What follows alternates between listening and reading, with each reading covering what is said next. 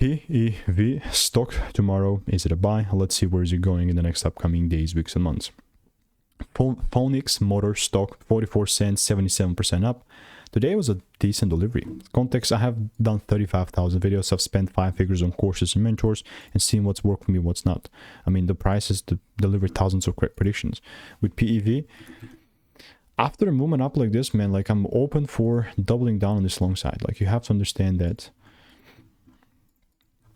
this definitely did kind of mention, you know, it didn't say, but like it's showing that it's a great shift.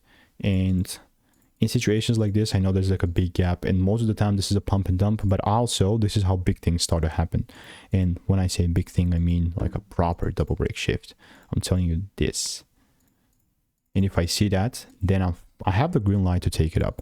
But obviously without the rules being met, I just am not going to buy. So if you want to make more money trading in a very simple and lean way, click the first link in the description. It's a free newsletter.